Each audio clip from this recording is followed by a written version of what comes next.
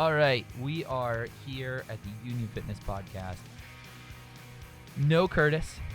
No CJ. We got the two dudes who actually run the fucking show.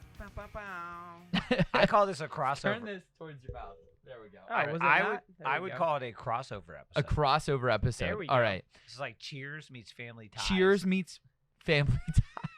Brooklyn Nine-Nine meets New Girl. There you go. Oh. Oh, I did like that one. That was a good episode. Yeah, that's a little Yeah. more for the people your age. Yeah. All right. So what I want to talk about today is I think a really good topic between a strength and conditioning coach and a PT mastermind.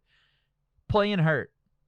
Playing hurt. Playing hurt. Don't Says be the man with soft. a concussion. And I think we're not just talking playing hurt as far as, hey, I'm a mean Joe and I just lift weights and I, tore my pec. We're talking about playing hurt as an athlete, when it's okay to play hurt, when it's okay to not play hurt. And just like explaining and killing some bad Brain cells. brain cells, but also like, I remember the first time, so we'll just jump into this. I feel like the first time I had a concussion as a working adult, my where I worked didn't understand. They didn't get it. They're like, what do you mean you can't stare at your computer? All you do is stare at a fucking computer. Like, why can't you do that anymore? And having to get like doctor's notices and like all that kind of stuff just to get them to like leave me alone for a week. Yeah. Let alone like what ended up taking over a month. So like let's talk about that stuff. How do you as like athletes walk into your 9-to-5 job and explain, hey man, like I blew out my pec benching this weekend. Like I can't help Should anymore. we get Curtis on the line to ask Yeah. how that I conversation think you went? should. Call I think him you in. should. Because Ira mentioned one time, by the way, that if we do better this month in personal training than last month, which was our best month ever, that Curtis should stay home because Oh, I no. can do both of our jobs. That's not nice. And Curtis just said, "Haha." I Haha. was like, hey, I'll see you next month. Yeah, pretty much. You know what? This goes to one of my theories. Your body's gonna hurt when you get old, no Oh, for matter what. sure. Like if you do nothing, your body's gonna hurt. Jared sees those people all day long. Mm-hmm. If you do everything, your body's gonna hurt. So I think you have to ask the question on how much do you want to do? Do you want to? And I'm talking about everything from I just did the Rachel Carson half. Dave will tell you he did the full. He did do the full. I've done the full He many a did time. do the full. Give the man credit, and he beat your time. Yeah, he did. Yeah, Yeah, I'm really proud of him. Listen, he had a great day, and I told him that. But back to my point, like it hurt, and it's not a healthy thing to do. It's not for health; it's for the challenge of it. And so I think you have to start there and say to yourself, "Hey, my body's going to hurt no matter what, but I want to have fun while hurting, as opposed to sitting on the couch and hurting." Yeah, You know what I mean? And I'm sure Jared can attest to this. People who sit on the couch all day, how do they feel when they come see you? Oh, they hurt worse than you will. Yeah. For sure. You're- 100%. When you're that when you get deconditioned and weak, you can't recover from injury. can you get define that? Because you used that term earlier, and I thought it was really great, but I don't know what it means. deconditioned? Yeah. Like really out of shape. You can't walk across the room without So you get really heaving. weak. Your endurance is really low. Okay. Yeah. Okay. So like, is deconditioned like, hey, I run a mile every other day, and then like I didn't for a week, or is deconditioned like I have not gotten off the couch in 4 years? So deconditioned is kind of person specific, in my opinion. Okay, right? awesome. Yes, So, yeah. Yeah, keep so it going. would be like, for example, I'm treating a collegiate soccer player right now, right? And he is what I would consider deconditioned. He is nowhere near soccer shape, right? But he would be in extremely good condition for like your average 50-year-old couch potato, right? But your average 50-year-old couch potato who can't go up a flight of 10 stairs without like his heart rate going up to 180, that's bad deconditioning, right? So it is kind of person specific. Okay, very cool. And I think that's such an important point, is that his homeostasis level, that Ooh, there's waving another good buzzword. homeostatic level is so much higher than the 50-year-old couch potato. Right. So even if because nothing, you said it, if you run a mile 3 times a week and you don't run for a week, you might have a small dip, but you're not going to forget how to run a mile, and you might be slightly deconditioned, but your mile time might drop from 7.5 minutes to 7:45. Well, I wish my who mile cares? time was at 7.5 minutes. That sounds awesome. Jared, what's your best mile time? Oh gosh, I don't know. I'm just curious if you've ever done Recently it. or in the past? Ever. I got clocked unofficially one time at like a 4:59. Shut the when fuck I was up. wrestling. I was about to talk trash. And I hit a 5:07. and I've That's so insane it was too. like officially like a 5:03 I think, and then a 4:59, which I was psyched about and bragged about because I was young and immature and I could never do it again. I'm old, immature, and I was trying to brag. And I got a pie in the face. Thank Yeah. you, sir. So Maggie and I almost had this is a little rabbit trail, I guess. So she was a cross country runner in college. She was a distance runner in college for track and field, like literally 3-sport athlete, cross country, winter track, spring track, and I powerlift, right? So I have a lot more like oomph, a lot more speed than she does, but she can just go, doesn't stop. Like she ran 2 marathons and didn't train for either one, and like was pretty close to a Boston qualifying time. Like she's really talented. So we had a competition, or planned on having a competition where we were gonna run a 2-mile, right? So we figured out I could beat her in a mile, and she could beat me in 3. So we figured 2-mile was an even middle ground, and we never did it. But we need to make that a thing. That was smart to never do it. Welcome Yeah. to marriage. Wet. Yeah, don't do it. Wedding morning. No, like the deadlifts you did with Ryan No, that was Rick Cantor. or Rick. Sorry, Rick. Cantor. We tried. Yeah. it. He pulled a lifetime PR in the parking lot the morning of his wedding. That's pretty cool. Nice. Yeah, he pulled 6. So she started running again. I'd be in Lot. trouble, I think, but Yeah. yeah. Okay. So, sorry again, concussion. Anyway, yeah. I don't back know where to this. go We from rabbit here. trailed. Somebody else. Well, come on, but you're both hosts. I think whether you're talking about deconditioning or also what you were touching on is playing through an injury. Concussion has to be kind of set aside because one, it's such a severe thing. It's not, hey, your knee's going to hurt for your life. I had this football player who was a pretty good football player, outside NFL shot. And he could take his pinky and kind of fold it back and touch the backside of his hand. I was like, that just doesn't look healthy to me. Yay, hypermobility. Yeah, well, it was a bunch of tears and injuries and stuff like that. Oh, okay. And he didn't get picked up in the NFL. And then his agent called and said, listen, and I forget, it was like, you're going to make $75,000 next year in the CFL. And I remember he called me. He's like, Hammer, what do you think? And I was like, well, I mean, you actually, you were a finalist for NCAA Scholar Athlete of the Year. You got a large scholarship for a master's. You have a job offer out of college. I go, how many injuries have you had? And he's like, well, I had that ACL, and then it got infected, and then he had one of those things where he had the PICC line running all the time, so he could hook up the antibiotics 3 times a day. But he was such a freak, he kept healing over on him, so they had to re-poke him every day. And, it was a big mess. And he's like, well, and I had 2 concussions. I separated my shoulder. My pinky still does this. And I said, and you have a job offer at $65,000 a year. The CFL is going to pay you $75,000. Odds are you're not going to die or get concussed at your job, but you could in the CFL.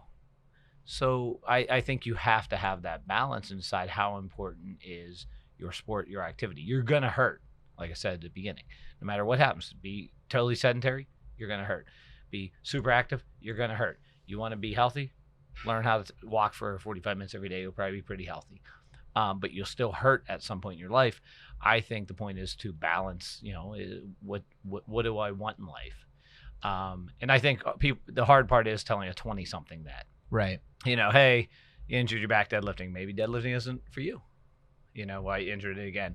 Maybe you need different style deadlifting. Maybe you need to, and having that conversation with a young person is really hard because they don't listen. They want to deadlift. They want to play football, whatever it is. So you have to consider that, I think, when you're talking about fighting through an injury. And again, concussion, that's a completely separate thing. Yeah, Sure. concussions are so the tricky thing, in my opinion, about concussions is one, it's kind of like the unseen injury. Right. So there's no like visible outside of like, people look dazed or, foggy What or are you something. saying? Anyway, so Everyone just look at just look at Josh's face. That's the face of a concussion. It really is. But so there was such a stigma around concussions for a while that you like kind of just got your bell rung. Like nobody really thought anything was wrong. And now we like are starting to move forward from that, but you still see a lot of it. So for example, with a lot of like workers comp people that I see that have had concussions, I get a lot of pushback. Me and the doctor both get a lot of pushback from workers comp to get them back to work as quick as possible. Yeah. But they can't like safely do their job without their concussion sometimes like getting worse or preventing them from working. For example, I had a teacher one time who had like fallen and like smacked her head real bad and terrible concussion, and she was like they told her that she had to keep working, and I would call and be like, I don't think she should work. She would tell me that she had to like go to the bathroom, like throw up multiple times a day. Holy And cow. like all this stuff was going on, and eventually I think she was allowed to take a few weeks off or something, but it was all because they said that it wasn't that bad despite like what the doctor said and what I said. Like they were just like, no, it's just a concussion. She's still fine to, like, she's still mobile. She can still do stuff. So there is still kind of like that stigma with concussions that make it really tricky, and symptoms can vary, they can change, and healing times for the brain, like the brain can heal, but it can take months to completely recover from like a not even like a bad concussion. Like a mild concussion can sometimes take 3 to 6 months to be like back to normal completely. Yeah, absolutely. And I, the more that you said it too, Jared. I mean, it used to be you got your bell rung. Mm-hmm. People are still researching concussions as to long-term effects. So how does that, affect? And if someone rests longer, is that going to reduce long-term effects of that concussion? Because, all you have to look at is the life expectancy of an NFL player. It's not long, and that's sad. We're less than a mile from Heinz Field. Yeah, everyone loves it's the Steelers. Right? I grew up a Pittsburgh football guy, and my father coached and my grandfather coached. Everyone coached and everyone played, and that's what you did. But at the end of the day, we know like football specifically is so violent and so dangerous. I still struggle with, will I allow my son to play football? I don't know. I don't have that answer. Like football, hockey, maybe. I don't know, just because the concussion risk. Like baseball, it's a good sport. Odds of getting hit in the face with a baseball are pretty slim. So depends on your reaction time. My kid usually is a kid like picking at the grass out in center field. Yeah. Oh yeah, I definitely. Like, Tenzing, head up. Oh god, you're getting drilled in the face. Oh god. Doesn't Tenzing play catcher? He loves catcher because he gets. Well, my son is smart. He has a huge melon. His head is disproportionately big for his body at little kid age, and so when they put the helmet on him, it sits too high. So he's kind of like looking, whenever that one NFL player always has that awkward helmet. Yeah. Guy, you're like, hey, that guy with the awkward helmet, I like that guy. Yeah. That's my son. He just likes to wear the equipment back there. Right. So Don't let him play hockey. He'll be a goalie. No, he's no hero. And so I like when he's catcher because he's all this padding on, and odds of getting concussion pretty slim. Yeah. You just stand back there and listen. 8-year-old baseball. There's no, no play at the plate. There's no assist from right field. Yeah. No. You stand back there, collect all the balls, toss them back to the coach. That's pretty cool. So catcher is a good position for now. 8-year-old. For now. Yeah. Yeah. I don't think baseball will be our jam either, but whatever. How about we go, like, concussion was one thing. What about like some of the gym people that listen to this, right? They all listen to Jared and Curtis talk about strategies and the whole 9 yards. Like, what if you are in Curtis's scenario, but you're working a 9-to-5 desk job and you don't have a right bicep all of a sudden? Yeah, well, you'll be real slow at typing. That's for sure. Not to get dirty here, but I've been asking Curtis what it's like to go number 2. Oh, that is hard. Because I once broke my right hand, and I was in the hospital, and I grabbed toilet paper, and I had it in my left hand, and I started turning to the right. Said, how do you get back there? I don't think that's not an insane question. Like, what do you do, PT guy? He said he's fine. Do it with the other hand. He said he's fine. You go through. I already claimed that he has to shower every time he goes. Yeah. Well, like just keep a shower available. Like where you at work, got to shower. He just got a bidet. Well, which isn't a bad way to go. so when Not saying not going to say So if I when- have one or not, but so not when bad. when I first met Curtis, when I started like doing the podcast here, Todd's like, "This Curtis is gonna be the host. He has a travel bidet because he's too big and he can't wipe his butt." That was literally what Todd said to me in front of Curtis. Do you remember that? No, but it's probably true. Yeah. I could see that. There you go. There you go. I have a few friends that I'm pretty sure actually must have those, like a little hose they get Sure. with them, just in case. Sure. Just in No case. shoulder range of motion, too big to reach back there. You got to figure it out. But like back to that. Like what how do you as like a person explain, how do you compensate? Like what are some things that we can give these people, if anything? I mean, I don't know. It's pretty common sense, I'd say. Like if you have an injury, like I mean, Kurt's example, he like literally tore his bicep. He's in a sling. You know, he actually has restrictions. He can't use his arm. Like he can't lift with that arm. So you just do everything one-handed. And if you work construction, that means you're probably not working. You know, if Right. you work a basic desk job, that means you're working. You know, so you just kind of do what you can. You find ways to compensate and get around. But outside of that, I mean, I don't know. It's different. Like if he were to come into the gym, for example, and like say like he's training clients, like moving weights around is a lot slower. Like he can only do things with one hand. He probably has to have his client do a lot more stuff, you know, as far as like setting up equipment and doing all that. His training's going to be affected. Like he can only use his one arm, right? So if he does anything with his arms, he'll just be training the one, but he can, you know, train legs all day. He can load his spine, he can load his hips, everything else, as long as he's not putting force through the repair. Ham is the guy who's got the worker with the broken wing. Like, what are you looking at this as like a boss? Are you like, man, like guy's got to just heal himself and come back when he's ready? Like, Suck it up, bro. yeah, right. But I think that is legitimately what we would hear. I'll be honest with you, the hardest part for me and Curtis was when he said, "Hey, the doctor said I can't work, but I want to work," and I was like, "It's workman's comp. I mean, Yeah, this is you a gotta legal listen. thing. Right. This is, yeah. And he said, "Can I do light duty?" So you can talk to your doctor all you want. If he allows you to do light duty. But at the end of the day, it's the doctor's call. And the doctor's going to make the decision the doctor makes. You know, as a former strength coach, I didn't always agree with doctors' calls. You know, I think one of the downsides for the doctor, physical therapist, athletic trainer, strength coach relationship is that lack of communication in both directions. And so Amen. often you get, and I'm sure Jared sees this, is like All the time. so Erica fell in the ice. This was 10 years ago. You know, hurt her back. She went to the doctor, and they said, "Oh, we also see you have a little narrowing of the spinal, you know, column, blah blah, whatever." We see, you know, and anytime you get injured, they look at your body and they say, "Oh, we didn't realize you had this," because we all have something that we're asymptomatic about right now. Oh yeah. You know, a torn infraspinatus, but it's asymptomatic, so no one cares. But whenever I hurt something, that I didn't know the infraspinatus had an issue, or I didn't know you had a hernia. Never noticed it. I'm asymptomatic. And then the answer from the doctor too often is, "Oh, don't do anything. Oh, arrest it. Rest." And yes, I believe the medical field is becoming more progressive slowly. Yeah. But the answer so often, I remember when Erica had her hip labrum repaired, she came back and the doctor said, you know, "Here's her rehab." So what did I do? I called PT and ATC friends of mine, threw away his protocol, did what we felt was best. She saw one PT once. It was a good friend of mine who I trust very much. He said, "Here's what we're going to do. Here's when your regressor." We did it all ourselves. We went in for our checkup and the doctor was like, "See, this is when you do it right. This is how you should move."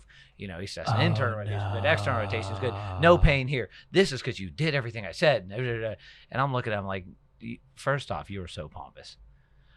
Second off, we didn't, and I didn't say it, but we didn't do anything that you said. You should have. We did nothing. That guy, he Should have gut checked him. he's no longer in the area, but he was the same guy that when he found out I was a strength coach, he said to me, "Oh, you're a strength coach. She'll never run again and she'll never squat again," which to me is the worst thing as a PT, as a doctor, as a whatever. You should ever say it. Like, we were there so she could run and squat again. Right. Like, Yeah. hey, Right. my hip keeps hurting. I want to be able to run and squat. And the doctor says, "I'm going to repair it, but you'll never run and squat." Then why am I here? Yeah. You know, if I go to Jared, I go for him to fix me. And he may say, "You're always going to have knee pain." Okay, but can I squat? And that's where a hard conversation. He said, "Well, You're always gonna have knee pain, Right. but you can squat if you want. Right. And that's a choice I think people have to make on their own too. Sure. Yeah, I'm not a big fan of and it is changing, but Slowly. Yeah. Oh yeah, we're like kind of in that middle ground. Like I get a lot of docs that are awesome, and then I get some that it's like pulling teeth. That Yeah. like, anyway, what was I saying? I don't even remember now. But anyway, so back to the Too many communication thing. concussions. What Yeah. I found No, that's that's been me. really, really fun is Josh Conroy, who works out of here or like trains out of here, he has some clients that are competitive powerlifters, right? And some stuff has happened, and he's sent them to me. So we have like an open communication between the two of us where I'm treating his athletes for injury, and we're talking about what I think is appropriate for them to do, to not do, and then he creates like the training programs for them, and they don't stop training. I want them to still train. There's other things they can do, and his athletes recover super fast because we have that like open communication. Like, Right. I mean, it's really nice, and they get back under a bar, and they're, I mean, it's great, and they a lot of them are doing better than they were before they were even injured. Well, yeah. When I told you I knocked my noggin, you're like, "Go get on a treadmill right now." Like, yeah, you're like, Go "Go for get a on the walk. treadmill right now." Well, and I'm gonna get on a soapbox for a second. Go for here. One of my frustrations is when we go up the chain, especially in the medical field, but we do it in any field. It's like you cannot question up the chain. I read this book one time called Sway: The Irresistible Pull of Irrational Behavior. I love this book because it shows real life examples of people doing completely irrational things that at the moment made sense to them. And the one example they used, I think 470 people died because a pilot who had never been late, not one time in his career, all the planes were grounded over wherever, somewhere in Europe, and he wanted to get his plane on time, and he didn't follow all protocol, and 2 planes crashed into each other while taking off and killed everyone. And from that moment forth, they changed how pilots and co-pilots communicate so that the co-pilot has every right and responsibility to question the pilot. And there's actually a checklist to question the pilot. And I think more industries need to look at that system where the physical therapist says, all right, this person in surgery, now they're going to go from the doctor to the PT. Okay, here's the information I have before me. Okay, and you might look at something and be like, I have a question here. I don't fully understand why this doctor wrote this.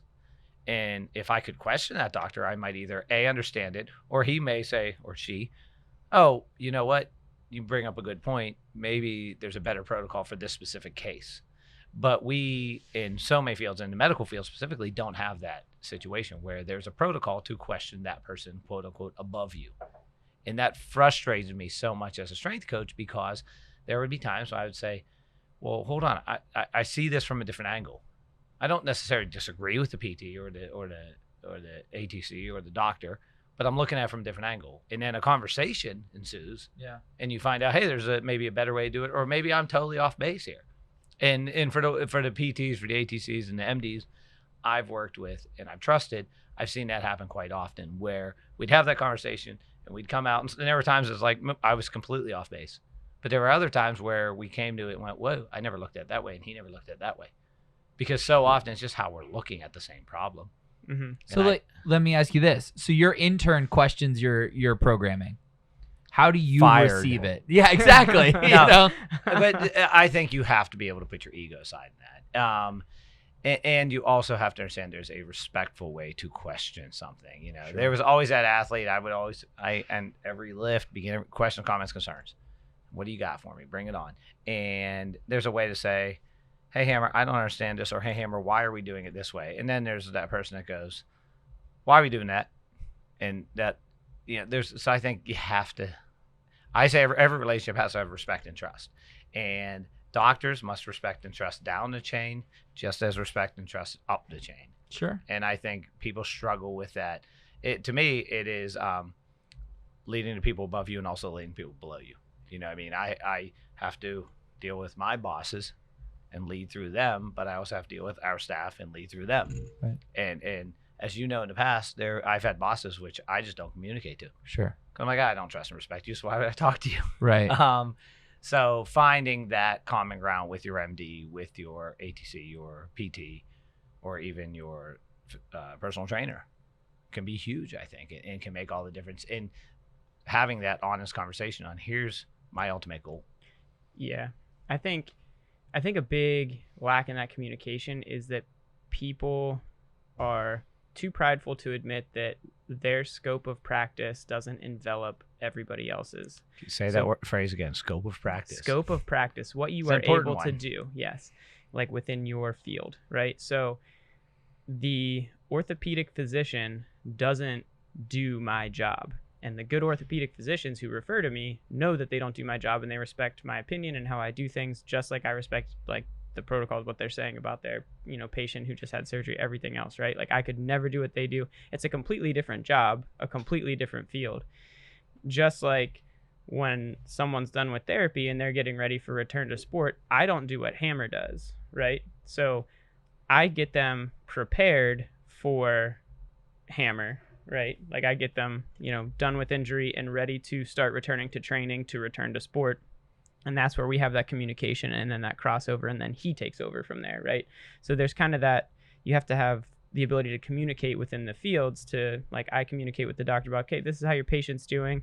As they're progressing, the doctor's done with them at that point because they don't really need to go back. But now I'm starting to communicate with Hammer about, like, okay, so you're an athlete now. These are like the restrictions I still want them to have, but everything else is a go. You can start training them here, and then he takes over from there. And when they're done with me, like, he has them and he knows how to progress them from there perfectly fine. The best PTs and ATCs are also ones that begin integrating that weight room. Oh yeah. In that training. The best ones I've worked with, they say like, hey, this person in 3 weeks is going to be good to lift. That means I should start seeing that ATC, that PT coming into the weight room with them, and maybe goblet Bulgarians, whatever they're doing, something where, because they know that the transition is not a black and white transition. And also emotionally for that person, whether it be an athlete or a regular person, they're not black and white. It's a human being we're dealing with here. So if Jared does everything just in the facility of the PT facility and then says, good to go in the weight room, and sends them over to me and I start training them, that's a lot of new stressors. Mm-hmm. I mean, it's a new environment. So to me, if now, again, in a perfect world where he's next door to me, he's walking over and saying, all right, we're going to spend 10 minutes in here today and we're going to goblet squat, or we're going to, dumbbell floor press with 5-pound dumbbells just to get in that motion, to start preparing the body for what it does. But I think that's where a good marriage of MD, PT, ATC, CSCS can all tie together. Yeah. And too often you don't see that. So 90% of the people listening to this are not a strength coach, a PT, or anything like that, right? So how do we embody our listeners to force that kind of synergy between what they're going through? So like, we need to embolden them. We need to give them permission. How do we do that? So if you're coming to see me, for example, and you've never been to PT before, you just know you're hurt and that you needed to see a PT, and say your goal is to get back to training for something, right? The first thing you need to tell me is, one, that's your goal, and then 2, this is who my coach is, and this is how you can communicate with them openly as we move forward, and I want you to do that. Keep me in the loop with all of that. And then you follow up with that consistently. If your practitioner isn't willing to help you through that, I don't think that they're necessarily the right person to be treating you, right? Because you need to be able to get them back to what they want to do. And you can't be prideful enough to assume that you're the one to get them back through everything, right? That's what their coach does for whatever sport that they're playing. And it goes back to what you said before, scope of practice. Yeah, right? And I'm very comfortable. I've played sports all my life. I do a lot of research in getting back to sport. I compete in powerlifting. I love learning the movements and stuff. But I don't take over, Josh's powerlifting, those are his powerlifting clients. He knows them as lifters better than I do. I just help kind of get them back to lifting, tell him what I do and don't want them to do, and let him build the training for them, because I trust him to do that more than I would trust myself to do that, right? Is it okay to ask for a different PT? You just said maybe it's not the PT for you. How do you do that? Just like you would ask for a different PCP, or you just go somewhere else. Okay. Yeah.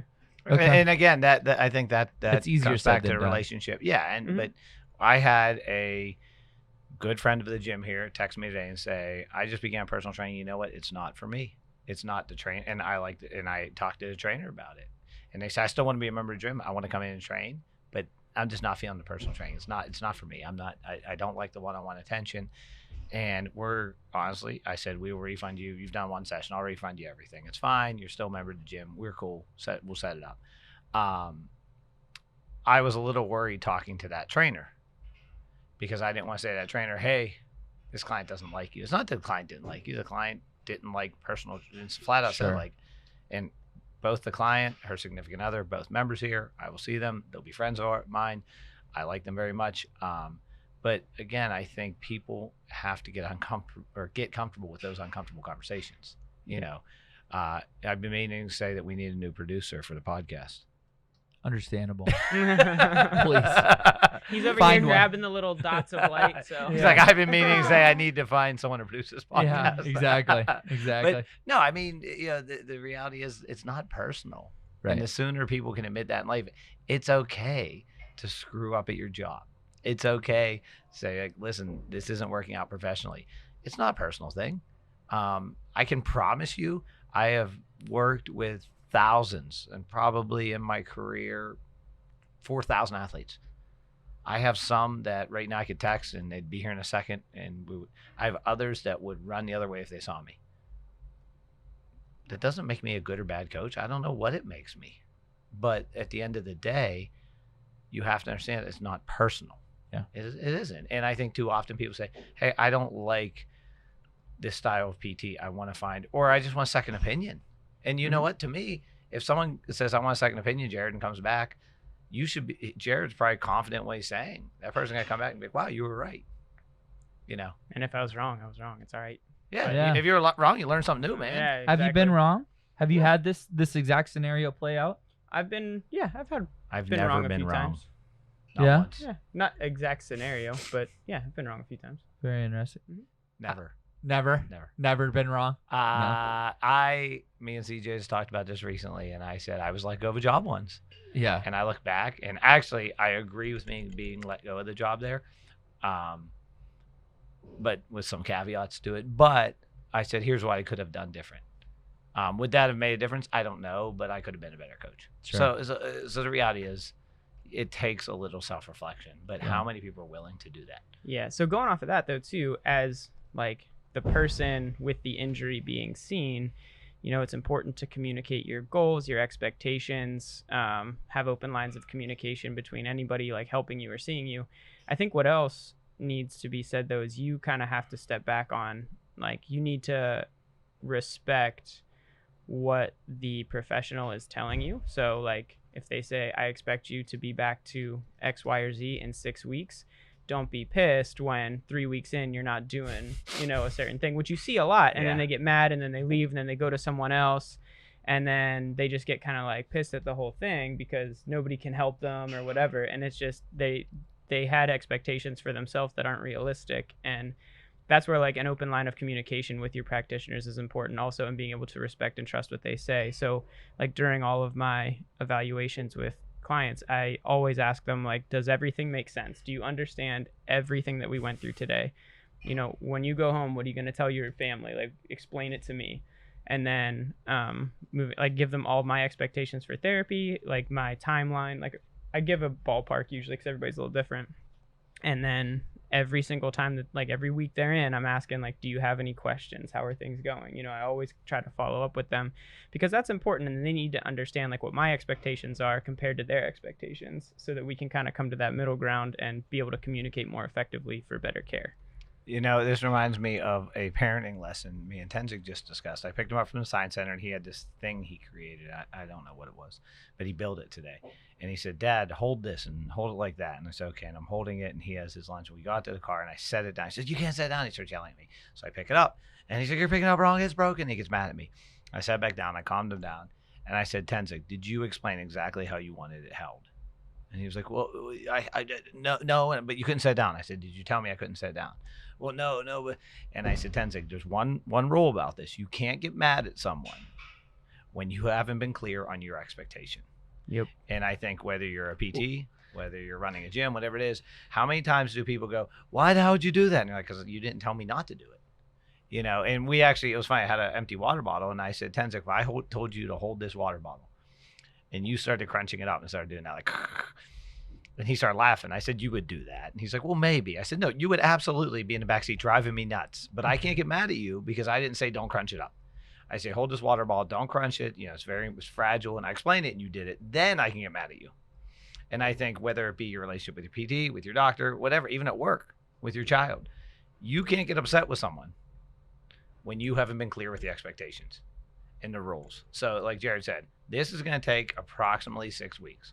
Some people might take 3, some people might take 8, but I'm telling you, it's going to take approximately 6 weeks.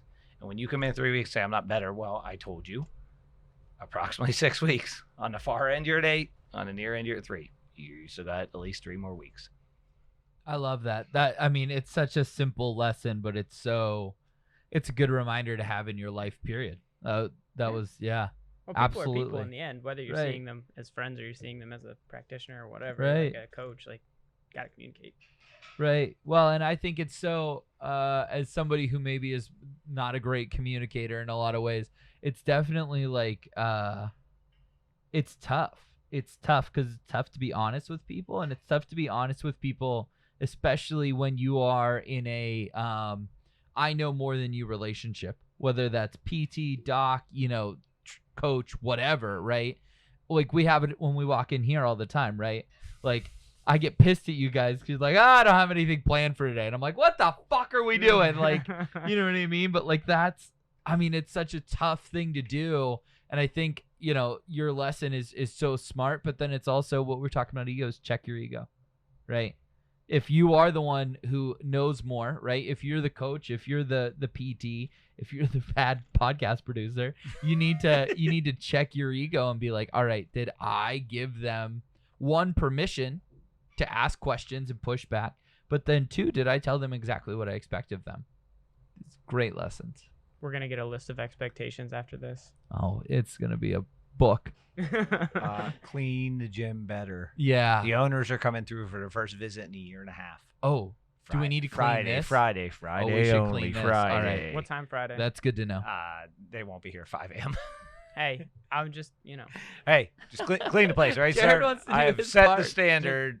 Clean the place. I don't know if they're gonna listen to this, but Should hey. we put some plaster Well, next to the deadlift platform? This will be out too late. Oh yeah, next week debate. It was a warning. Oh, shit. Well, they haven't been down in a year and a half, so Okay. this is like a momentous. We have a parade. Ooh. Nice. Not really. Okay. Should I We'll play bring pomp donuts? and circumstance. No donuts in the weight room. We're trying to be healthy here in the gym. So we should hide the beer fridge. Which one? All 4. Awesome. boy. Did you guys have anything else you want to talk about today? I don't know, Hammer. What do you think? Anything else hit on the subject? Dude, I think, you know, I've said this in every job interview, every conversation, trust and respect. And when you're dealing with your physical therapist, it's a two-way street. When you're dealing with your doctor, whatever professional you're dealing with, you must create trust and respect as a two-way street. You must trust and respect them and their expertise, but they must trust and respect you. And I think far too often, ego gets in the way. And I'm not going to dump it all on the doctors, because there are some doctors, as you know, Jared, like a lot of orthos are egotistical. And not every single, I know a great one that's across the street right now. I respect very much, but a lot, you know, it's like, hey, I'm the expert. Just shut up and do what I say. But I think when you're the PT, shut up and do what I say is only going to take you so far. When you're the MD, shut up and do what I say is only going to take you so far. So whether you're the MD or the patient, have an empathetic leadership style with that person, and trust and respect both directions. Yeah. I would say when you're injured, you're going through an injury and you have your goal, whatever you're trying to get back to, listen to what professionals are telling you. Also listen to your own body, have open lines of communication, and just try not to do too much too fast. Yeah, all right. In that same vein, who the fuck programmed 185 safety squat bar for me? Curtis. What a fucking asshole. All right, that has been the Union Fitness Podcast. Next week we might be back to normal, or maybe we just keep this going. This was delightful and insightful. It was. I am going on vacation next week, and I also have my phone out. Why? Because I'm doing this right now. I'm so pumped to be on this podcast, and I'm getting like a live action Oh my shot. God, action. Jesus. I can't even see what I'm looking at. Yeah. Live from the All Union right. Fitness Studio. That was a visual bit for all you and most of you audio listeners. All right. Thank you all for tuning in, and we'll see you next week. Later, Horns up. skaters. Wait. You can't do it at the same time. All right. You do yours. Horns up. Later, skaters.